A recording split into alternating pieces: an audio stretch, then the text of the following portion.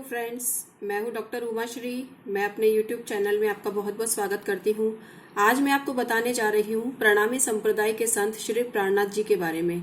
प्राणनाथ जी एक बहुत ही महान संत थे और प्रणामी संप्रदाय एक बहुत ही समृद्ध संप्रदाय है जिसमें कि धर्म कर्म संबंधी बहुत ही ज्ञानवर्धक उपदेश दिए गए हैं। प्रणामी संप्रदाय के लोग बहुत ही सरल हृदय के और बहुत ही अच्छी सोच वाले होते हैं। मैं जब इनसे मिली प्रणामी संप्रदाय में जाकर तो बहुत ही ज्यादा एक निर्मल हृदय वाले लोग हैं और बहुत ही आस्थावान लोग हैं प्रणामी संप्रदाय के। तो प्रणामी संप्रदाय के जो लोग होते हैं वो संत प्राणनाथ जी को मानते हैं और संत जो प्राणनाथ जी हैं उनको इसमें बहुत ज्यादा महत्वपूर्ण स्थान दिया गया है।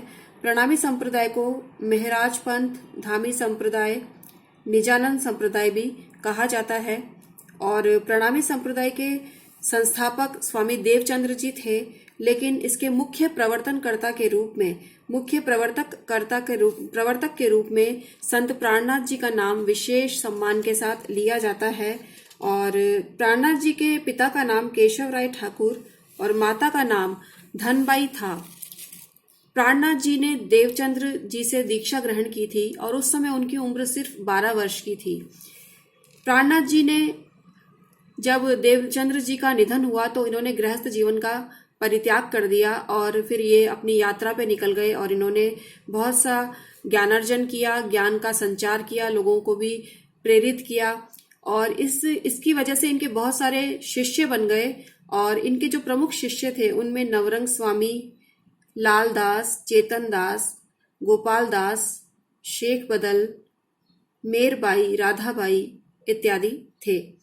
सांप्रदायिक सद्भाव की दृष्टि से भी प्रणामी संप्रदाय का विशेष महत्व है। इस संप्रदाय में मानवता, परोपकार और दूसरे धर्म के प्रति जो श्रद्धा भाव है उस पर विशेष बल दिया गया है। प्रणामी संप्रदाय में श्रीमद् भगवद गीता, कुरान और बाइबिल, छांदोग्योपनिषद आदि के पर्याप्त उदाहरण देकर मानव कल्याण का एक संगम स्थल यहाँ पर बनाया गया है। सभी धर्मों से तालमेल बिठाकर प्रणामी संप्रदाय मानवतावाद से समन्वयात्मक दृष्टिकोण अपनाने के लिए प्रेरित होता है और प्रेरित करता है।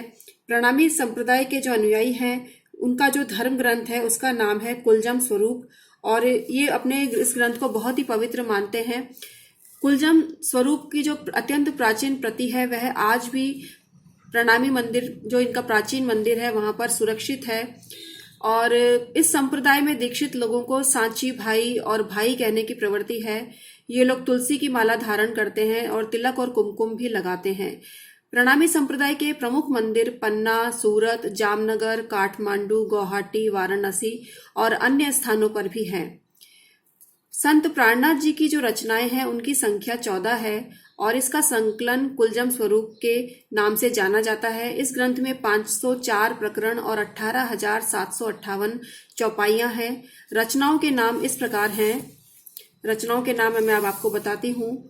इनकी जो प्रमुख रचनाएं हैं उनमें रास, प्रकाश गुजराती, षटरुति, कलश गुजराती, प्रकाश हिंदुस्तानी, कलश हिंदुस्तानी, सनंद, किरंतन, खुलासा, खिलवत, परिक्रमा, सागर, सिनगार, सिंधी इत्यादि हैं।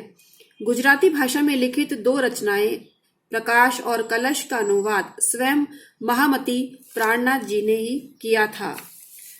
प्रणामी संप्रदाय के जो अनुपालक हैं उनके लिए कुछ विशेष नियम इस संप्रदाय में बनाए गए हैं जो कि इस प्रकार हैं। धार्मिक नियमों का पालन किए बिना कोई भी आत्मिक, मानसिक, शारीरिक उन्नति स्थायी रूप से नहीं रह सकती, ऐसा इसमें माना गया है। स्थायी उन्नति के बिना देश तथा समाज कभी सुखी नहीं रह सकता। इसके अलावा मांस भक्षण, मदिरापान, पर स्त्री गमन, परधन तथा पर निंदा और असत्य भाषण के दोषों से बचने की सलाह भी प्रणामी संप्रदाय में दी गई है। मनुष्य मात्र में बंधु भाव उत्पन्न करते हुए जीवात्मा को सतपथ पर ले जाना चाहिए जिससे लोक परलोक सुगम बन सके। सत्कर्म और सद्भावना के बिना संसार में सुख और शांति का आनंद प्राप्त नहीं हो सकता है।